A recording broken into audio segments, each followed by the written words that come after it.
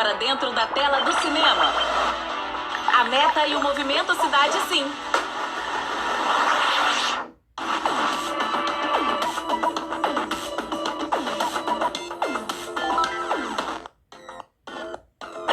Conheça o Metaverso Brasil, uma mostra de cinema nos 5 territórios do nosso país, multiétnico, diverso e criativo. Coloque os óculos e aperte o play.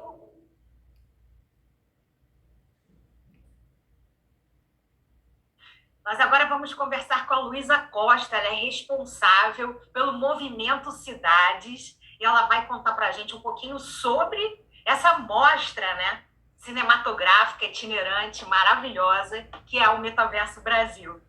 Luísa, é um grande prazer conversar com você. Bom, a gente primeiro agradecer, né, o convite, a gente está muito feliz de falar um pouquinho mais aqui do MC Metaverso. Esse é um projeto inédito que a gente está realizando pela primeira vez, então estamos todos aqui com um friozinho na barriga, né, para começar esse projeto. E a gente está muito feliz, eu acho, com a possibilidade, né? É um projeto que democratiza o acesso, o debate, né, ao metaverso, que é uma temática tão nova, né, no Brasil. E a ideia é que a gente consiga realmente levar esse debate para a ponta, né, para novos territórios, para novas pessoas. Então, a ideia do projeto veio muito nisso, né? O audiovisual está sempre no DNA dos projetos do Movimento Cidade. E aí o MC Metaverso vem nesse contexto de levar, de democratizar essa informação, esse acesso. Então a gente vai ter os óculos, né, para as pessoas poderem usar, né, entender como funciona essa tecnologia. Então a gente vai ter tanto a parte do entretenimento, né, com shows, mas também vamos ter bate-papo, vai ter uma parte de reflexão, né. Então acho que a gente tem um evento com uma programação muito diversa, né, que a ideia é que a gente consiga falar do metaverso dos mais diferentes contextos mesmo. E justamente, né, como vocês veem essas palestras, eu vi que há uma palestra, por exemplo, sobre a democratização, né, dos espaços, a viabilização até de um viés político, né, do metaverso. Conta um pouquinho para a gente sobre essas palestras, sobre essa democratização, né, do conhecimento, para as pessoas entenderem um pouquinho sobre esse espaço. Perfeito. O nosso próprio projeto, ele é viabilizado por uma lei de incentivo, né? Então, a gente acredita que a política, ela está em tudo, né? No acesso das pessoas à informação, no acesso das pessoas até novas tecnologias. Então, esse foi um pilar, quando a gente quis criar a programação do projeto, que o projeto também pensasse no metaverso como uma política pública, né? De que forma o metaverso pode contribuir para que o Brasil seja um país mais tecnológico, mais inovador, né? Então, eu acho que a nossa programação, tanto os participantes, os convidados, quanto a ideia, né, o que a gente criou para as pessoas, foi muito pensando em que as pessoas pensem nesse debate de uma forma muito ampla, né, que o metaverso seja muito mais do que só o óculos, muito mais do que a realidade virtual, que ele seja um pensamento crítico. Então, acho que a parceria com a Meta também, como nosso patrocinador, vem muito nisso, né, nesse contexto de querer pensar o metaverso nos seus mais diferentes pilares, nas suas mais diferentes construções. Então, a nossa programação, né, quando a gente pensa num bate-papo para pensar políticas públicas, é de que forma o metaverso, que parece às vezes algo tão distante da nossa realidade, né, ele possa fazer parte da nossa rotina e do nosso, né, mesmo que num sonho talvez um pouco distante, mas que possa fazer parte cada vez mais da nossa vida, né, que como a tecnologia e a inovação podem transformar mesmo realidades. Felipe, é uma honra conversar com você. Eu gostaria de saber um pouquinho mais sobre o projeto MC Metaverso, como é que ele está sendo desenvolvido, como é que foi a curadoria desse projeto. Perfeito. Isabela, é um prazer falar com você, falar um pouco do processo do MC Metaverso. Enfim, o início do projeto ali da mostra de cinema em realidade virtual começou eles já tinham um recorte que era impacto social, a organização do festival, e eles chegaram para mim com esse recorte. Então eu tive que aprofundar, né, nesse tema de impacto social, entender exatamente o que poderia vir através disso. Então, pensar que impacto social é meio ambiente, é diversidade, é falar de questões de gênero, enfim, tudo isso está dentro desse guarda-chuva de impacto social. A partir disso, eu fui atrás dos filmes que poderiam contemplar esse assunto, que estivessem dentro desse recorte. Então, assisti uma série de filmes, ir atrás dos realizadores desses filmes e encontrei muita coisa interessante. O Brasil é muito plural, né? Tem muita coisa acontecendo, né? Então, um filme que é realizado na Amazônia ou na Maré tem aspectos muito diferentes, mas ao mesmo tempo convergentes dentro desse assunto, dentro desse tema de impacto social. Então, o diálogo entre um assunto e outro é muito interessante. Fantástico, e vocês estão justamente viabilizando não só artistas já consagrados, mas também dando a oportunidade, né, dos novos projetos já terem a oportunidade de serem viabilizados, né, através do metaverso. É isso mesmo, a ideia é fazer essa mistura e criar essa ponte entre artistas. Por exemplo, a gente tem filme do Tadeu Jungle, que é um personagem, um realizador histórico já, né, na produção audiovisual brasileira, uma pessoa de extrema relevância na produção audiovisual brasileira, que também produz filmes em 360 agora, já há algum tempo. E a gente tem filmes, tem um filme que foi realizado na comunidade da Maré, por mulheres que tiveram contato com esse formato de realização pela primeira vez. Então, elas entenderam como produzir esse tipo de conteúdo agora e já tem ali uma produção consistente, falando da realidade delas, em paralelo nessa mesma mostra. Então, perceber esses diferentes olhares de alguém que produz há muito tempo e alguém que está chegando é extremamente relevante e muito importante para a gente, porque enriquece a discussão, né? Oswaldo, é um grande prazer conversar com você.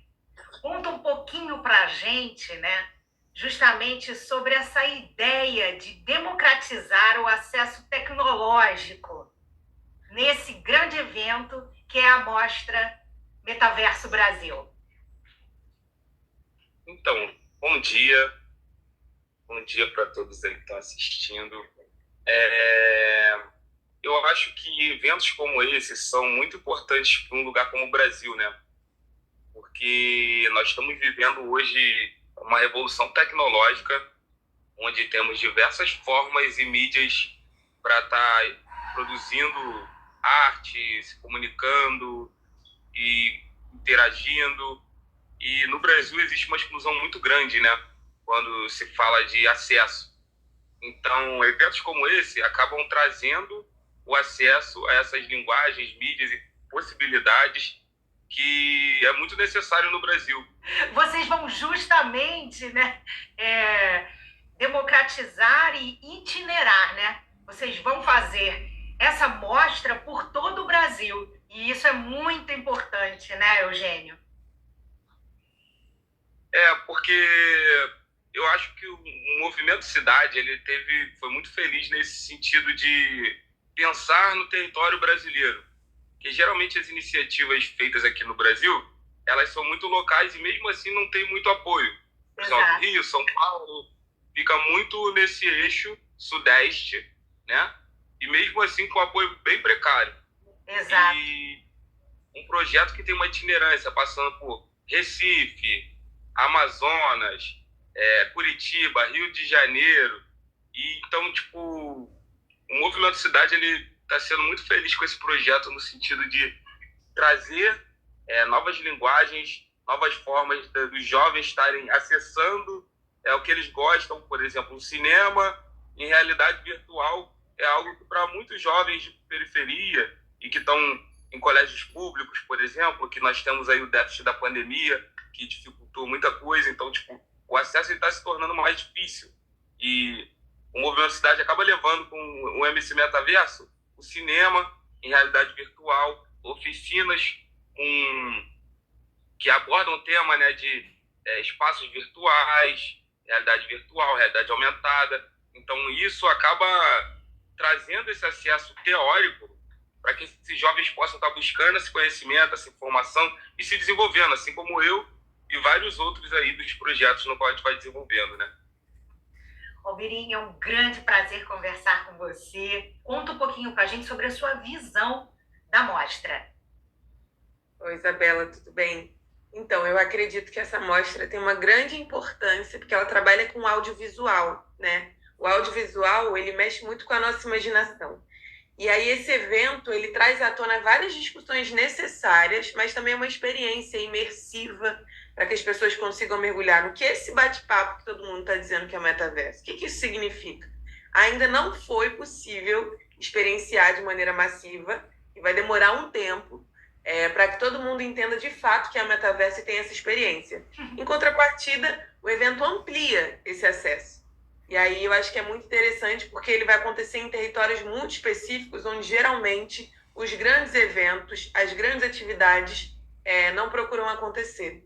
Então eu acho que é bem nesse sentido mesmo, trabalhar o audiovisual, o metaverso, inclusive as discussões sobre políticas públicas relacionadas a esse tema, com gente como a gente, né, que está aqui na vida, na lida diária, e às vezes não é convidado para participar dessa conversa. Exatamente. E aí vem o ponto, né? Como você vê essa democratização, como você acredita que o metaverso ele pode possibilitar essa democratização da educação, da cultura para as pessoas? Eu acho que a minha preocupação nesse sentido com o metaverso não é necessariamente com as pessoas terem acesso ao metaverso como plataforma, né? Um produto. Eu acho que as pessoas precisam ter o direito de disputar o metaverso. Inclusive, o tema de uma das palestras que eu vou estar mediando é territorializar o metaverso. Se o metaverso portanto, o futuro das nossas relações virtuais, né, a gente vai ficar cada vez mais ambientado nesses lugares, nesses espaços onde as coisas vão acontecer de forma simultânea. Que espaço é esse?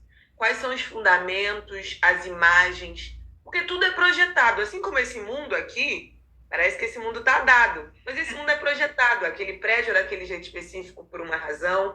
A construção das ruas, o nome das ruas. E aí, quando a gente vai para a experiência do metaverso, ele também é construído e projetado. Nessas escolhas, não tem escolha neutra, quem é que participa delas? Me interessa, então, acho que de toda a discussão sobre o metaverso, especificamente, quais são os fundamentos éticos, morais, qual é o pressuposto mesmo que organiza esse mundo. E aí eu gostaria muito que as pessoas negras, periféricas, os povos indígenas participassem dessa discussão. E a ideia de participar dessa discussão, inclusive, é pelo fato de que não há como, hoje em dia mais, a gente mudar o percurso da história. Nós vamos viver uma sociedade cada vez mais virtualizada. Se isso, então, já é uma verdade, que a gente participe dela. Perfeito.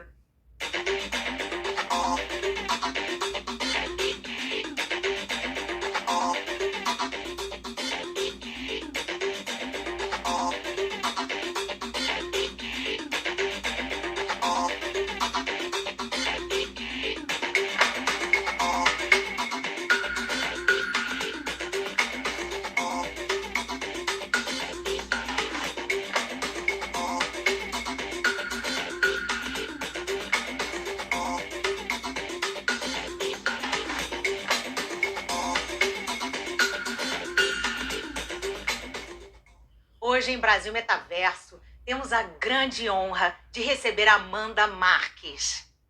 Ela é diretora de marketing da Lumix. Amanda, é um grande prazer conversar com você. Prazer é meu, obrigada pelo convite. E Amanda, explicando de maneira mais fácil para que as pessoas possam entender, né? Qual é a utilidade das NFTs? Os NFTs são básicos de uma forma bem simples. Elas são um ativo digital, né? Então você tem a propriedade de algo, assim como você tem a propriedade, de repente, da sua casa. Só que a grande beleza disso tudo é que, por você ter esse ativo dentro de alguns contextos, né? Então, pensando em marcas, negócios, eu, por ser uma colecionadora, né? Por ter aquele ativo, eu tenho mais poder de voto, eu consigo participar melhor de algumas decisões. Se eu estou dentro de um projeto, por exemplo, que se eu sou detentora daquele ativo, ele me permite alguma coisa. Então, além de tudo, a gente tem visto muitos cases interessantíssimos sobre o uso de NFTs para programas de loyalty, por exemplo, né, para programas de fidelidade. Então, como que isso ajuda a marca e como que isso como que essa tecnologia devolve, né, isso para as pessoas fora do que elas já acompanham, já fazem parte hoje. Então, basicamente, você consegue ter uma relação mais recíproca e próxima. Então, você pega o seu tempo, você se dedica a cumprir uma missão, por exemplo, de uma marca. A Starbucks faz isso muito bem com o programa de fidelidade deles. Então, você vai lá, você tem aulas sobre o café. Para eles é interessante que você, enquanto usuário, compreenda melhor a cultura daquela marca, né? Então, você vai lá, você cumpre uma missão, aquilo volta para você como um ativo digital, como um selo, né? Como um registro de que você cumpriu aquilo. E isso tem um valor. Você doou o seu tempo. São os POAPs?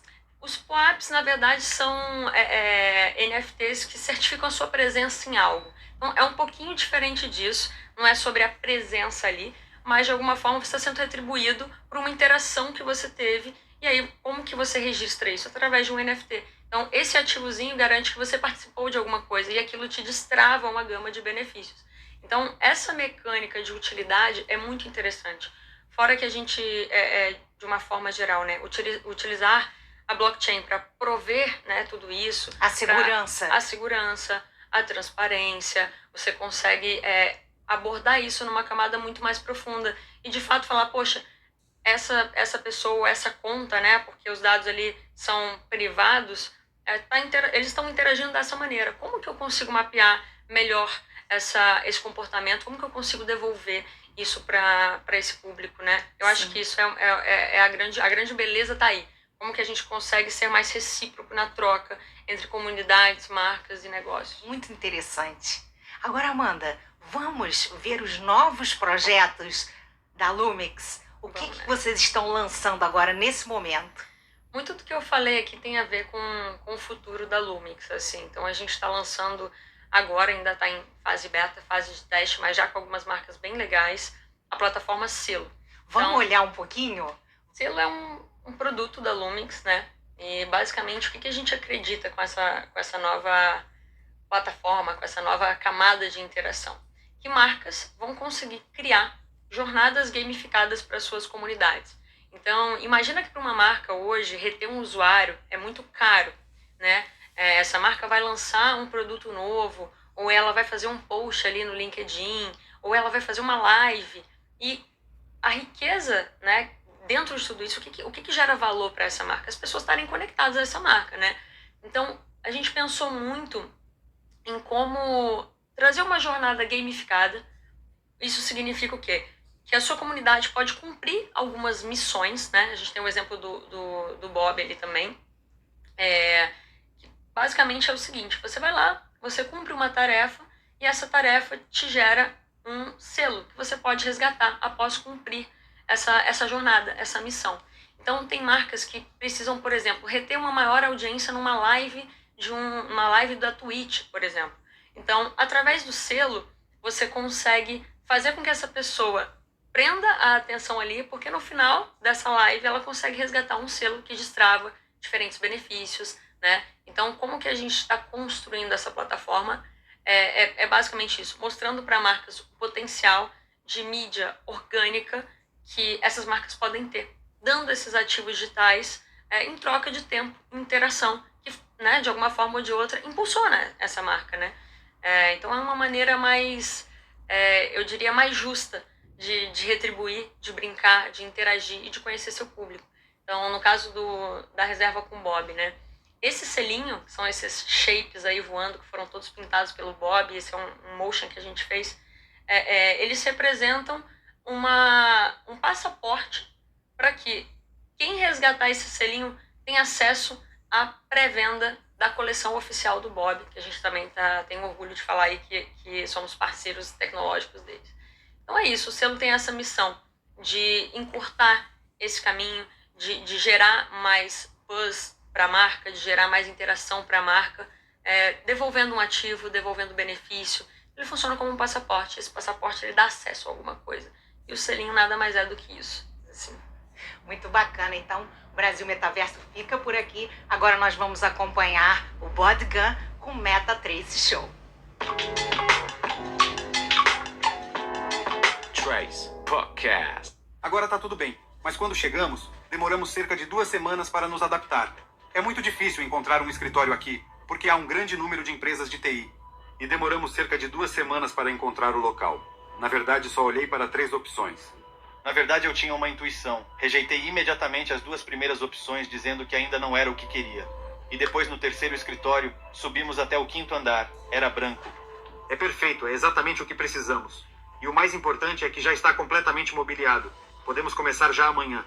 E no mesmo momento, assim que eu entrei, disse: vamos ficar com esse. Fizemos o depósito, fechamos negócio e já começamos a trabalhar por aqui. Bem, aqui temos a Olga, a diretora do nosso escritório. Há mais 2 postos de trabalho, o RH e o time de negócios. Há 2 espaços para o time de desenvolvimento, sala 1 e sala 2. Não vou incomodar a galera trabalhando. Eles não gostam muito quando filmando ou peço para eles falarem algo. Também há 4 locais de trabalho aqui. Aqui temos a Sasha sentada. Ali senta o assistente comercial. Nessa sala também ainda há 2 lugares vazios esperando seus donos. Bem, este aqui é o meu escritório, mas é só temporário. É também uma sala de conferências compartilhada. Em outras palavras, todo mundo pode usar para fazer reuniões. Bem, esse é o escritório da nossa empresa. Nesse tempo, duplicamos o nosso time de desenvolvimento e também duplicamos o nosso time de gestão de marketing. E neste momento temos 48 pessoas na empresa. Há 48 pessoas trabalhando em tempo integral, com salários fixos. Abrimos oficialmente a empresa no Chipre. E estamos empregando 10 pessoas neste local. Percebemos que havia muita gente vindo fazer reuniões com a gente e precisávamos alugar um segundo escritório. Pensei, onde vamos arranjar um novo escritório? Precisamos encontrar um que seja perto de nós. Então começamos a procurar um novo espaço e encontramos um aqui mesmo. Há 2 espaços no nosso andar e pegamos ambos. Milagre número 58 no projeto MetaTrace. Milagres incríveis como este acontecem. Dentro de 15 dias teremos 2 escritórios. Um total de 400 metros quadrados e espaço para cerca de 50 pessoas trabalharem juntas. Este é o nosso escritório, mas ainda não tenho as chaves. Dentro de uma semana vão nos entregar. Vamos começar a renová-lo. E dentro de 2 semanas acho que já vamos inaugurar. E teremos os 2 escritórios no mesmo andar.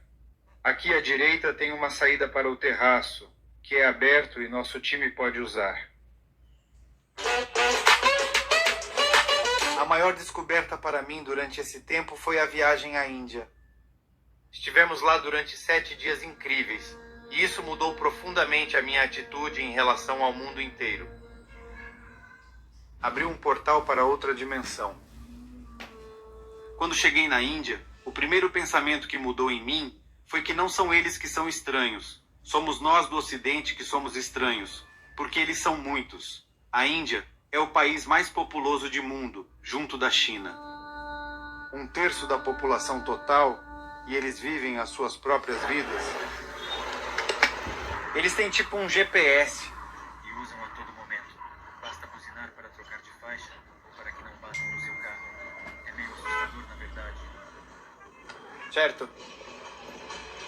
Entramos no hotel e vem comigo para eu mostrar como ele é irado.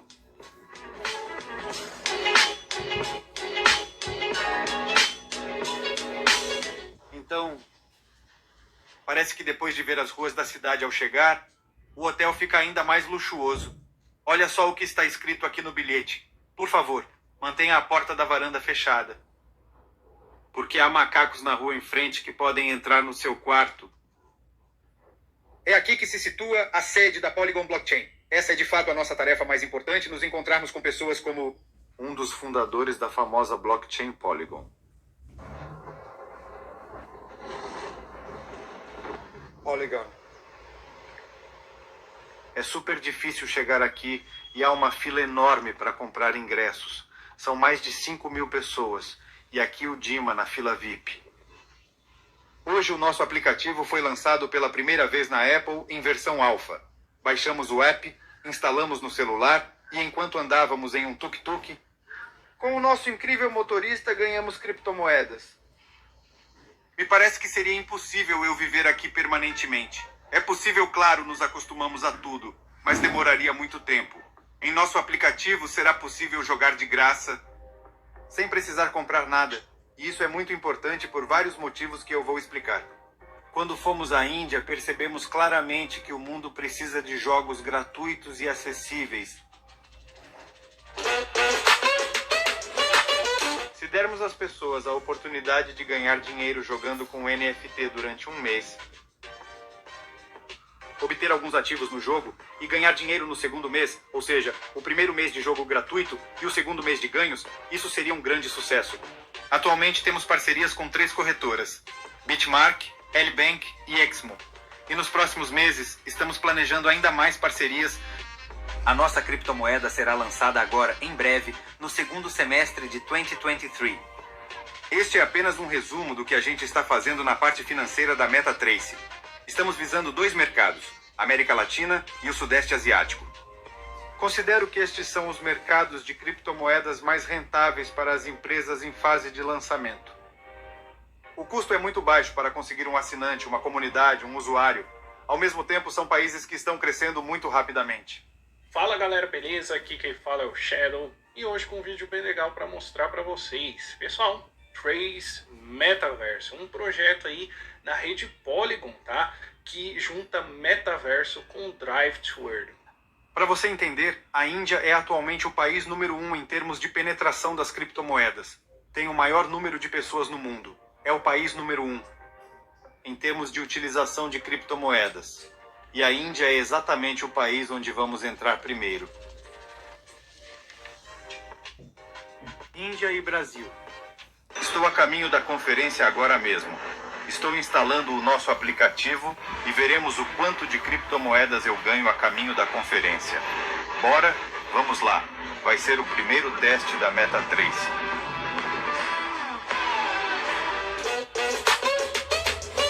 A grande revelação para mim foi o envolvimento de consultores. Há cerca de 2 meses trouxemos o nosso primeiro consultor, Abhi, da Índia. É realmente interessante falar sobre jogos e principalmente jogos para celular, pois já existem muitos games da Web 2 na indústria, como o Temple Run, que acabei de mostrar e que é muito popular na Índia, mas não há nada igual na indústria de jogos da Web 3. O que é realmente interessante se olharmos para os jogos de NFT é que eles não têm ainda muitos usuários ativos. E a principal razão disso é o fato dos gamers ainda não acharem os jogos atuais tão interessantes. Um mês depois, trouxemos o Gui Monteiro, um consultor do Brasil, e isso nos deu um salto astronômico no desenvolvimento. Ou seja, os consultores são pessoas que estão no mercado onde queremos estar e que já têm os contatos que precisamos. São precisos muitos anos para estabelecer contactos com os meios de comunicação, por exemplo. E aqui obtemos a experiência de outras pessoas rapidamente. Por exemplo, fomos postos em contato com muitos meios de comunicação na Índia. Foi praticamente de graça, portanto isto é puramente conexões. No Brasil, cerca de 10 meios de comunicação já falaram da gente. E falando em meios de comunicação, cerca de 10 grupos de mídia já escreveram sobre nós. National Geographic, Forbes, Vogue. E isso é ótimo. É tudo graças à OS, nossos grandes parceiros e amigos. E estou profundamente grato por termos conseguido essa equipe. Há uma semana, juntaram-se a nós mais 2 pessoas novas. Um gestor de imprensa da Argentina e outro do Brasil. E dentro de um mês, vão mostrar resultados incríveis. O Cointelegraph no Brasil, de fato, já falou sobre nós graças a eles. A equipe é de provavelmente o aspecto mais importante. Como eu disse no início do vídeo, o valor de mercado do projeto MetaTrace neste momento é de 15 milhões de dólares. Se convertermos para reais, são mais de 70 milhões de reais. É inacreditável chegar nesse estágio tão rapidamente. E quando comecei este ano, estabeleci o objetivo de fazer um projeto com um valor de mercado de 2 milhões de dólares ou 3 milhões. Não pensei que chegasse a este ponto. Mas no próximo ano vamos definir um objetivo ainda mais ambicioso. E estou certo de que conseguiremos alcançar. Trata-se de uma capitalização de 1 bilhão de dólares no mercado de criptomoedas. Este valor de mercado é calculado de uma forma um pouco diferente, já que somos uma empresa de criptomoedas e não temos ações, mas moeda virtual. Ou seja, não se pode vender uma empresa por esse valor. Mas, de acordo com certas fontes, o valor de mercado ideal seria de 1 bilhão de dólares. Este é nosso objetivo. Amigos, isso é tudo o que eu queria dizer para vocês hoje. Obrigado por assistir o vídeo até o fim. Até mais!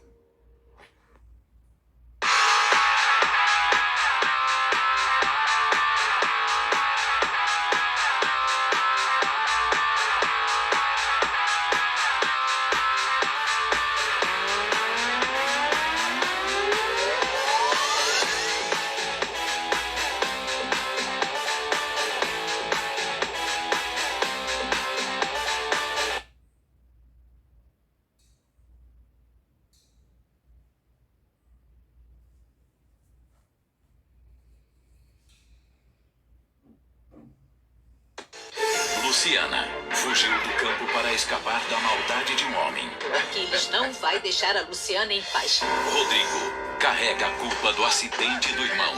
Patrícia não vai voltar a andar. Destinos que se cruzam. Você é muito bonita. Revelando segredos. Ela não parece uma empregada. Ah, não? Parece uma jovem de boa família, de berço. A Luciana tem o direito de saber. Sentimentos.